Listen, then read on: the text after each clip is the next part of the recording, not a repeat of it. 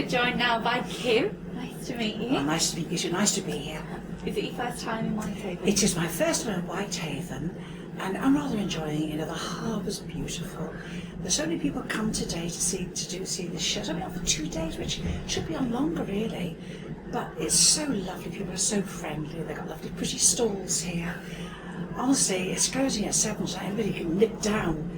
They should come and see it for the last couple of hours. It's lovely, isn't it? It is, yeah. And obviously a lot of people have sort of recognised you. They have actually, but do you know what? It's a funny thing. But wherever I go, my husband said to me, well, he said, you've got a very noticeable something. I don't know what I've got noticeable about me. But everybody, I never hide, you know. No, God, I can't hide. Everybody knows me, you know. But it's love, my love, it's lovely. It's lovely. So have you had a chance to have a wander around the town and see? I haven't wandered around the town, I've wandered around here though, and it's a good variety of stuff here. There's some very pretty things people have made, they're selling. It's just lovely, you know. And I like to see when you see all these families out today with their kiddies and all the little doggies with them. It's a family day out, it's a cheap place to come to, they're not charging massive, there's no fee to come in at all, which is wonderful. I mean, that's wonderful, isn't it? Yeah. It's unusual. It's just lovely, why not? You would, wouldn't you? And the boats in the harbour, gosh, they've got a beautiful view. I'd like to have a tea up to the boats. Sounds like we've got another ambassador for Whitehaven here. It's rather lovely though, isn't it? It's just a lovely place, isn't it? You know, I mean, why wouldn't you? And people seem very friendly here, you know. I've met so many people today and they're so friendly. And it's just lovely. Having a super time, you know. Oh, wonderful. So are you planning to go and watch anybody else's talks while you're here? Or I'm not actually, I'm not, because today you get quite busy with newspaper folks and so on and so forth, and interviews, that you really cross each other. And as you're coming out, they're going somewhere else. So you really don't get a chance to say, I'll come and see it, because we're all different times. When they come out, I'm going to do something else.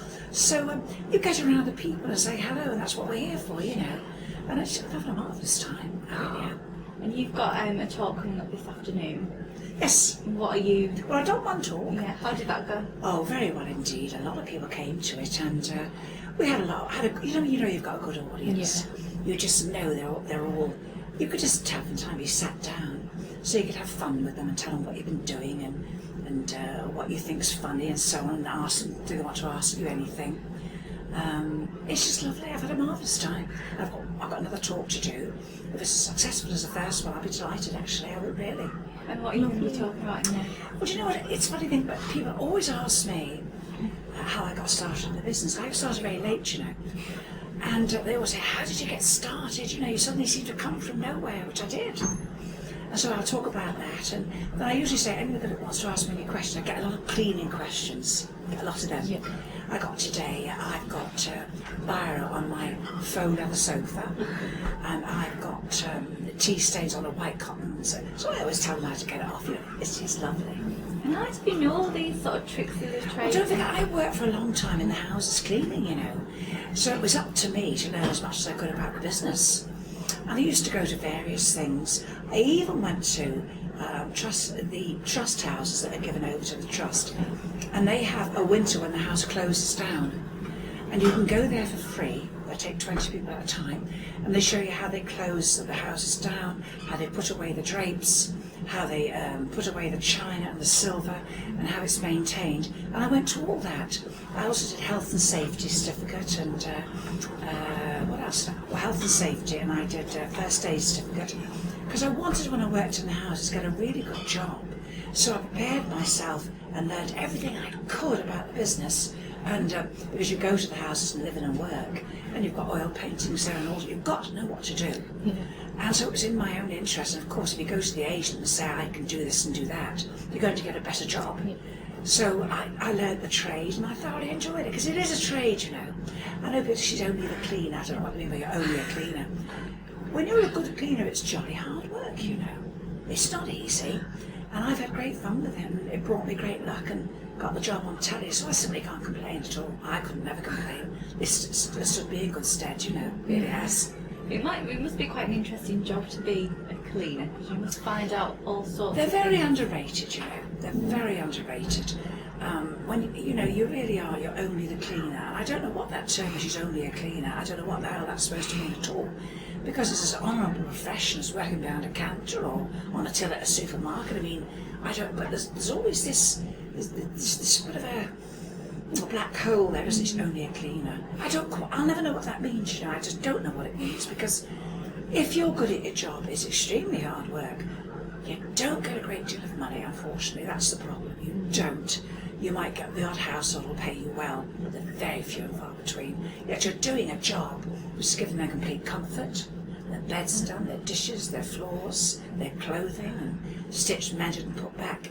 But you're still only the cleaner. And the stigma's always been like, it's always been a stigma. Yeah. And I don't know why. You know, I haven't got it. Do you know why? I don't know why. Does it come from years ago when? Because you see the old films now, the old colonials, and servants really were servants, weren't they? Yeah. And I think a lot of it, you are treated like that now, by a lot of it. Truly you are, you know. There's an awful lot of people that are living in houses cleaning, but are treated pretty shabbily.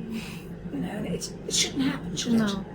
I think it's a very honourable profession. I mean, I see nothing wrong with it at all. But I think it will always have the stigma, that's the way it is. But cleaners must know the secrets, must find all sorts. But you see, it's like every other profession. You've got to get someone who likes to clean. You see, a lot of ladies, I mean, I say in one breath that they get paid terrible money. They do. But if you tell the truth, a lot of ladies will go out cleaning to suit the hours for themselves. So I can clean the office because I can get it on 6 in the morning, clean till 8. I don't really like cleaning, but they're the only hours I can do because I can't, you know. So, but you can't be a cleaner unless you like cleaning. And if you don't like it, you're not going to do it properly, are you? Yeah. But it is a job, you can fit it around your hours and your family. And that's a lot of people only do it for that reason. But that doesn't make them a good cleaner, does it? Yeah. But you are very... Oh yeah, I like to clean. I like everything absolutely immaculate. I thoroughly enjoy it. I absolutely enjoy it, you know. I don't have a cleaner in my house because I suppose, you know what, vanity tells me I would never get a cleaner as good as I am in the house. And if I got a terrible cleaner, I couldn't bear to sack her. I'd feel awful. I'd feel awful. So I don't do it. I don't have a cleaner. Simple as that. I wouldn't mind a cleaner. I'm getting older, but it's a bit difficult for me, isn't it? Really. You've got pretty high standards. So you did, obviously, how clean is your house? What was the worst thing that you found? Well, do you know what? We did it for 6 years, and we did it in America as well. We went and made some out there. There were so many filthy, disgusting houses. It would be very hard to say which was the worst one. Some of them met the same criteria. They're all terrible. I mean, to get those houses, you used to advertise, if you've got a really mucky house, ring us up and we'll do your house for you. And of course, many used to ring up. And we wouldn't take the best. They were absolutely filthy because it was of interest to the viewer to see that house.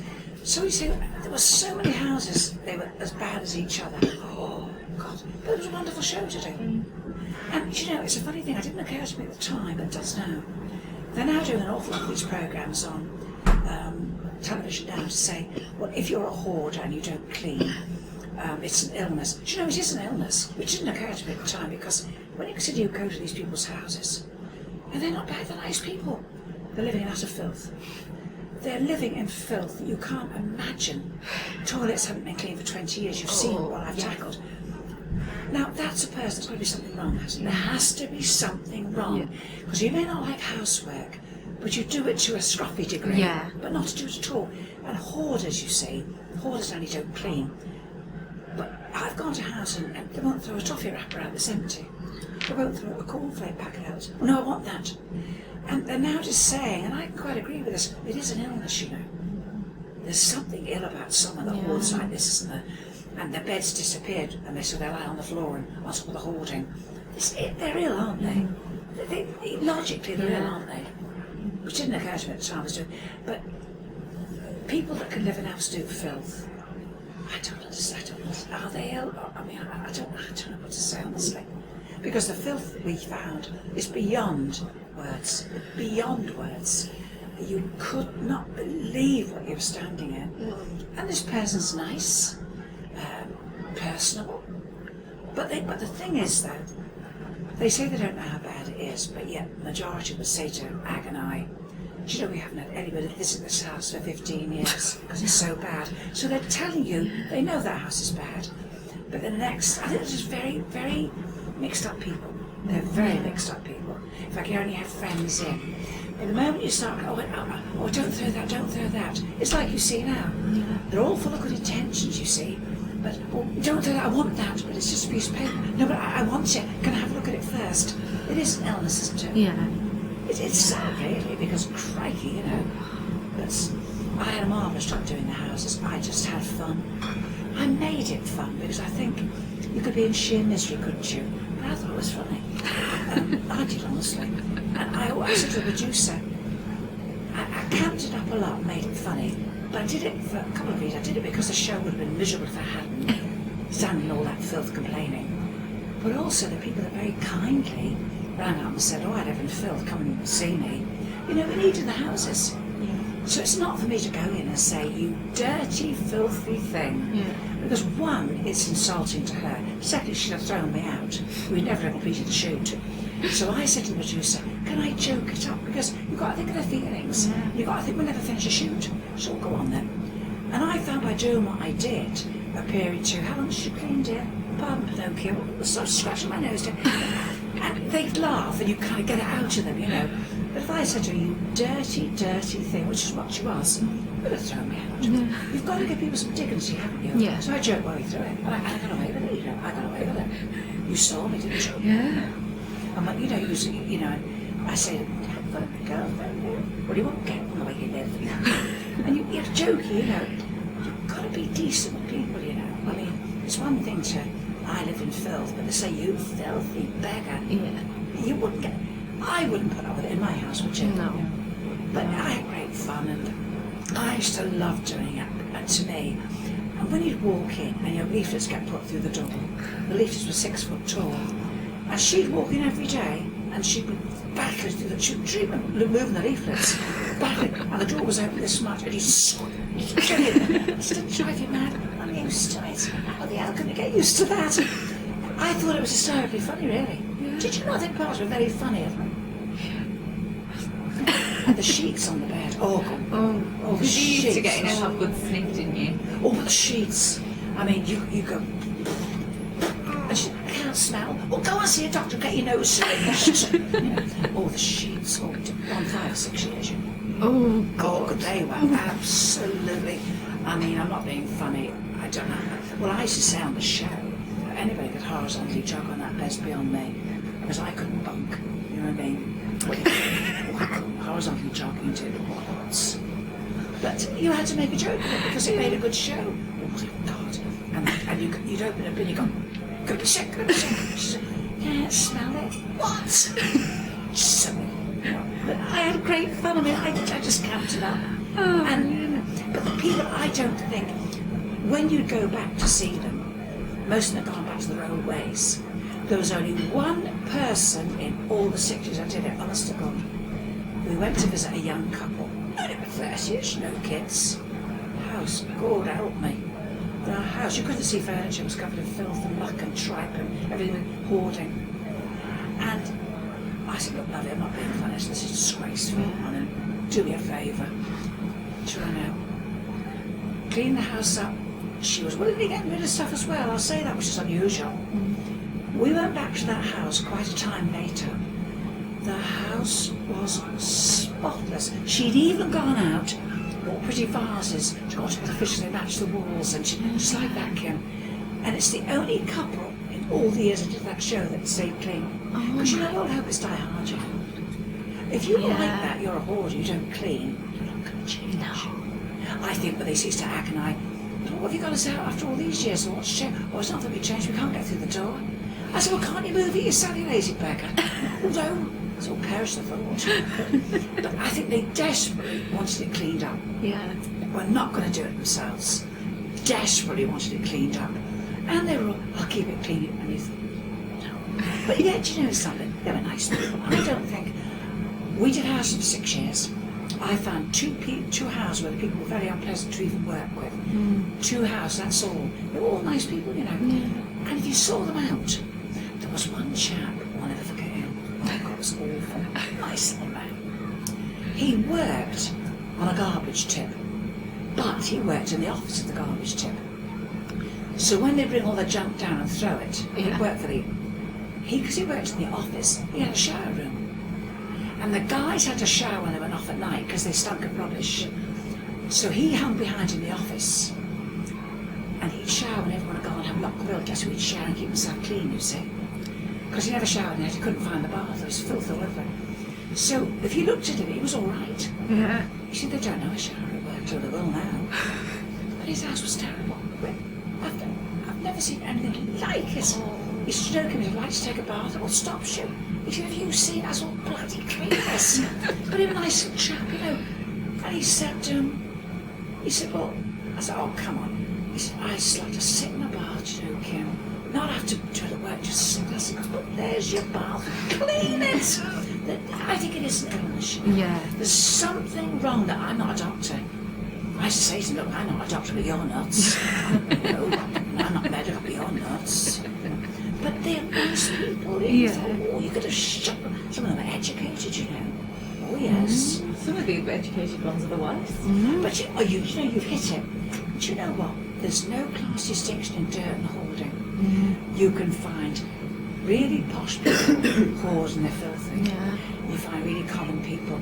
There's no class distinction in cleanliness or hoarding. A cross section of the public. And just no, but that's the fascinating part about it, isn't it? Yeah. You can have a real tough lives in mud. Remember Quentin Crisp? You remember Quentin Crisp? Well, he was a chap.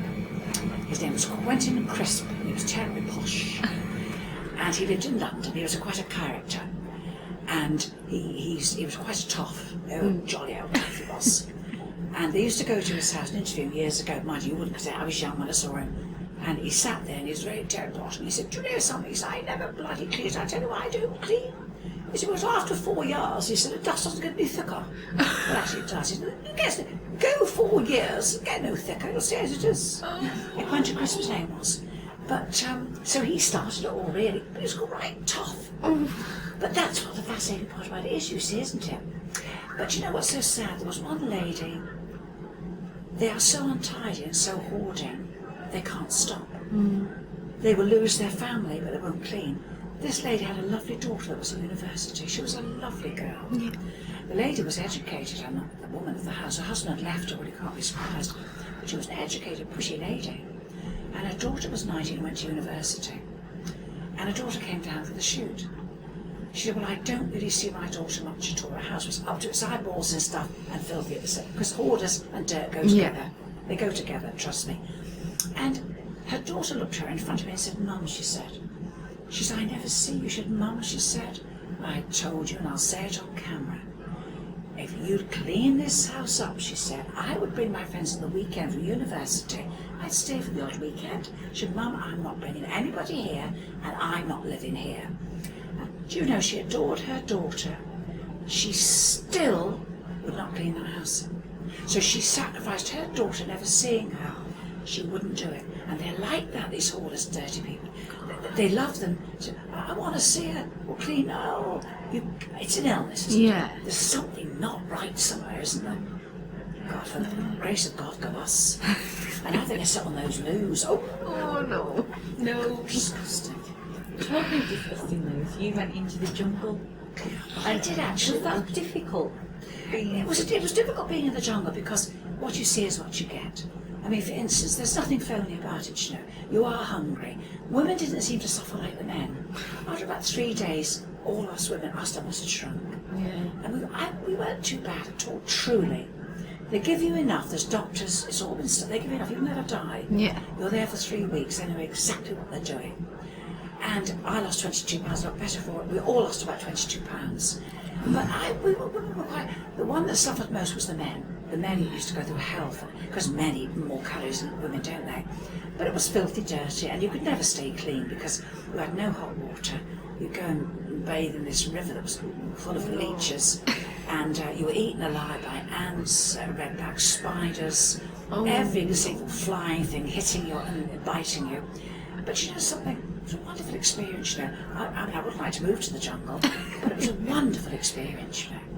Honestly, it was. I mean, you were dirty all the time. You longed to get a good bath, you know. Yeah.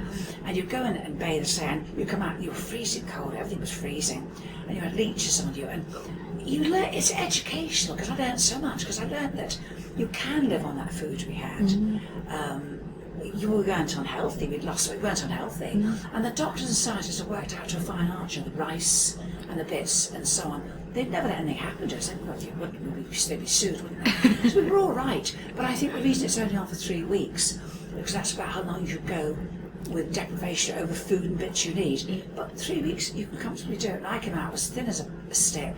I didn't feel too bad though. Yeah. That's fine. The only thing is when you come out, you can't eat much food. You just think, oh, I couldn't eat that. You know, you think you're going to tuck into this. You don't, because your stomach shrunk so much. But the men suffered with it though. The men without their food were terrible. But the stuff that gets on you, and you lie in bed and there's rats, snakes, these cockroaches, and you're sitting around the fire, and you know, and a snake, it's on big rocks, and a snake will crawl out. He loves the warm, and you think, oh my God. They did say in the jungle though, because they can hear you everywhere. There's microphones everywhere. You're very safe, you know. They said if you see a snake, shout snake. They're there because about every 50 metres there's a man. There's hundreds of men, all in camouflage gear, seeing we're okay. You say snake, they're there in 2 seconds. So you're safe. But the filth and dirt, you've just got to get on with it. You've got to, and also you wash in the stream your clothes. But you see, we got some sunshine. We were pretty lucky. But then we got a few days of a damp sunshine. Nothing would dry because it dries in 2 minutes on the lines. We've got our own lines up. But if it doesn't dry, you wash your panties and your bras and that and your outfits, and they're just damp and horrible. You put them on because they're clean. Yeah. And you've got to change from what you found the day before. So you're putting damp clothes that haven't quite dried, but at least they're clean. Yeah. But to get out and have the modern cons at home, we don't have to take it for granted, you know. God almighty, don't we take it for granted? We're so lucky, aren't we? And we used to find lots of rats. Oh God, lots of rats and things you have to eat in the jungle.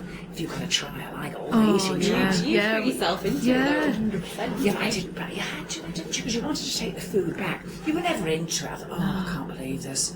But the stuff you had to eat. But you see, the scientists have already studied that. Yeah. And the Aborigines eat it. Yeah. You see, they'd never give you anything that's going to harm you. The darn bad about it was, though, I've got rather a delicate stomach and have had for years. I've got to watch what I do with my stomach.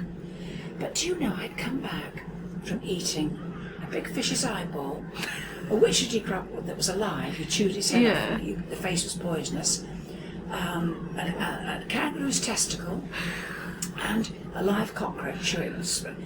And you know, you never had any upset stomachs. I don't know why. Nothing. So they must know what you must be able to find not one upset stomach. Nothing. And wouldn't you think you'd be in hospital? Yeah. They know what they're doing. They know what they're doing. Yes. And the water's horrible because you need to take a load out of the stream, boiled in our big pot, and then we all fill our canteens. Yeah. And you know the water's safe because it's been boiled. Oh, but it tastes terrible.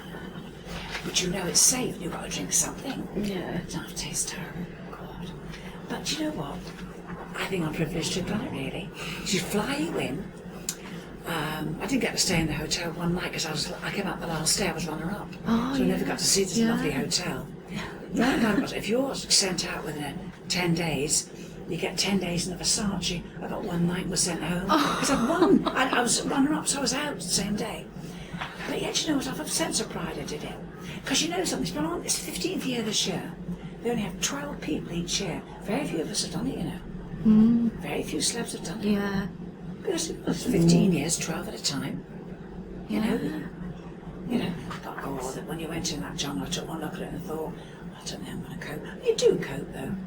Yeah. But it's so nice to live clean again, though. Yeah. When I went in covered in cockroaches, but you come out and you undress and all the cockroaches fall out, your hair, your bra, all on the floor. But you know what? The dark part about it is, I'm like everybody else. I'm a bit nesh. I mean, you go through your front door. I don't know. You know, there's lights on and there's always flaying big moss on your front door in England. Yeah. God, it doesn't bother me now. And yet, before I went in the jungle, I'd say, Pete, come and get them. He saw this. I said, oh, God, come on. And yet, you know, I'll come to the doctor and say, oh, get off. Flick them off with my nails. That's one thing it's done for me. Yeah. Yeah, we are. And they live Definitely. the old Aborigines live till then. 120, don't Yeah. they? But there was one, the leeches were funny because they're totally black, which is a godsend because you don't feel them on you. The pincers are tiny and they go in sideways, and they just go. You wouldn't, if you sat there, you wouldn't feel them on you at all. Yeah. You look down and think, oh, it's a leech. And if you have a leech and he's still tiny, or he hasn't been on me long, because if you don't see him on you in an hour, he's that big, full of blood. Yeah. Because he's like a big stretchy balloon. Yeah. And I remember when I first got there, come up with the boys, oh, come on, we'll do it, and they do it, bring him off. But I've been a week, I thought, oh, I'm sick of this. And there was one there, and I thought, oh, you're not going to harm me. Weak and lazy. And I took him and put my nail under his head, and I pulled him, and he binged it, he was long, yeah, back in. I got him again and threw him down. Oh, But see, but you would do it, because I never thought I'd do it. Yeah. But you're living in the jungle, and you're sick of looking at it, oh, get off. You do, honestly. And I see all the films you see during the war, the American films. And this guy, you've got a couple of leeches on your back, and the guy's going through, you think, he must know. You don't. You cannot feel a leech in you. They go in sideways. They don't dig that deep. Yeah. And when I pulled it off, there was no blood coming, just two baby little things with no. You don't feel them on you, so I can imagine you wouldn't know them were on you. Yeah. Well, now they use it in the Victorian times, and before that they used leeches to get people pregnant. Yeah, and they yeah, started they making did, the yeah. hospital, you know, the MRSA. Yeah, they do that now. They brought leeches in now in the hospitals because all this bacteria and they put the leeches on you, and they clear, they clear Clean all the your blood, bacteria. don't They you? live on it, Yeah. you see, and it's the old-fashioned way. That's the only way of. They dig deep, the leeches. They don't hurt. They're getting all the bacteria out. Yeah. That's straight back to the old days, isn't Yeah. it? It's all a cycle, isn't it? Well, I tell you what, they brought a leech to me, I say, feel free. You know, you don't feel it, you just don't look. Yeah. But no, it's been wonderful. I've had a good career, and whatever happens, so I'll never complain. Yeah. I've had a smashing career, you know. Oh, I have, honestly. And I sponsor a lot of cleaning products and things. Not a complaint in the world. I've done well. Yeah. And got on television very, very you have. late. And got my house and got everything paid cash for, no mortgage, no nothing. And blimey, 61 I was put on television. So 12 years now, made a lot of money and got a lovely home and everything's paid for and I've got the pensions coming in. If I never get another job, can't complain. They can't complain. And you Brilliant haven't place to covered read. A lot, but I've got one question for you, because I think you've got to be whisked away. How do you get a man to clean? Now I'm going to be fair to men, this is going to shock you.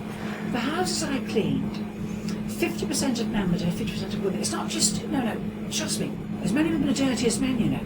Oh yes, 50-50. So, if a woman that will not clean and live in filth, and a man won't clean and live in filth, you can't do a damn thing living. If you're talking about a man your house sweat, now look, as long as you're on this earth, you're going to row with your husband over house. My husband will vacuum. He's a dust bunny. If I was to go away for a week, he's very tidy. He's tremendously tidy. Oh yes, dust. You come back and he'll tight, but he won't dust. He'll vacuum the house, you know. But you know, I think he helps around the house. I'd never let Pete do his ironing. Oh, I'd never do that. I think that's women's work. I'm very old-fashioned, you know. I think ironing's women's work. And now take the bins out, clean the light shades, do a bit of painting, vacuum. But to say to a man, do your iron, oh, couldn't. I think it's women's work. Don't you? I don't know, I'm not a fan of ironing. Well, then a man shouldn't be ironing, not should he? Come on. You make him feel like a woman. Don't do that. I'm a prisoner in mine. Wise man. Well, a polyester king, is he? But seriously, but in a household you just. But a lot of women don't clean. They blame the men. They're as dirty as the men, I think. I mean, you're saying to him, aren't they clean? He says, have you seen your bloody wardrobe? You know, maybe, you know, or have you seen your makeup bag? How long since you cleaned that up with makeup bags? You go, ooh. So in our own way, we were as lucky, aren't we? Sometimes. Oh, stop it. Stop all the nonsense. Get out of here. I said to him, have you done that yet? Men are cowards, you know. He said, well, have you done it? You know, because some women think as a man's stronger physically, he should do everything. But see, I don't get that. I know, I don't agree with that. But I Don't- just like, I'd like him to just do the dishes once in a while. Have you got a dishwasher? No. Get one, they're worth it. Go with that a few nights out and get yourself a dishwasher. They're worth the weight in gold, my love. Nothing cooking a meal. It's all prepared. What did you think years ago? Got the dishes after. Do you know you haven't? Enjoy the meal. You think, oh, switch it on. Listen, get a dishwasher. Let's save a lot of arguments. But you know, but also, when you have a nice meal, you're sitting down with your hubby and a little drink on the table, and you're full, you think, I've got to face those damn dishes. So you think, just a minute, stop, put the tablet in. Go with that a few nights out and get yourself a dishwasher. You and him will be a lot happier. Right. I'm telling you. Like I'm told. Save all the arguments. Save, you know, no, come on. Come on. Get on HP. 10 bob a week for 20 years. No, get a dishwasher, it's wonderful. You've got a washing machine and dryer. Yeah. Well, get a dishwasher. Right. That's the arguments. The washing was, now the washer washes it for you. You've got the dryer. Now you're arguing over dishes. Get a dishwasher. And that's why we don't have an iron. Yeah, but why don't you iron your clothes? It's just dry straight air. What about, you got creased night dresses and all that, have you? I don't have any pyjamas. Nobody sees my pyjamas. Well, he does. Oh, a crinkled mess. Far from the courtship days, all the satin you ironed, did you? You're phony. Why is it? When you first met your boyfriend, you were staying in hotels on the sneak, you know. Lovely negligee. All ironed, all the bows. My mother's going to watch this. It's true. Well, you know, they all know you go with someone. And you see what happens then, as you say. You get in. Now it's winter pyjamas all creased. You know, your rotters on which you play. And you get lace bras when you're caught, don't you, with bows. Yeah. And then when you get married, big utility things with bows. Now, why is it a man never breaks wind when he's courting you? Now, can you... No, now, I'm only being honest. You are. Yeah. They don't belch. No. Oh, they don't belch. And you think, he never belches. He never sits picking his feet in front of the television, but just when he's married to you. Now, or he's doing this, or he's... Oh, now, why did he never do it when he's married to you, you see? Why is that? You see, so he's just phony, isn't he? Yeah. So you've got crinkled PJs, and he's picking away to beat the band. No, but you have to say it like it is, don't you? You do. And You all do. men are beasts. They are. They are. Thank God. Thank God you're on our side, Kim. You're still crinkled pyjamas. I'm going to buy an You should iron. be in the nuddy at your age. Pyjamas, get dressed to go to bed. I'm going to tell the whole world to sleep in the nutty. Well, I sleep in the nuddy at my age. I've never worn anything in bed ever in my... Why would you get dressed to go to bed? Yeah. It's more washing to do. Less washing. Get those crinkled pyjamas thrown away and go in the bath. Go in the bathy. Less washing. See? I'm trying to save the washing today. Anything's better than crinkled PJs, winciettes, flannelettes. I'm not married. Oh my God! You started already with him, have you? God, you'll make a terrible wife. You're going out with a crinkle, unkept mess. That's probably why I'm not married. You're walking along, kept with scratching and trying to beat the band. Oh, nice, isn't it? Isn't it? And they say love's dead. Thank you very much. Brilliant. You're telling the truth, dear.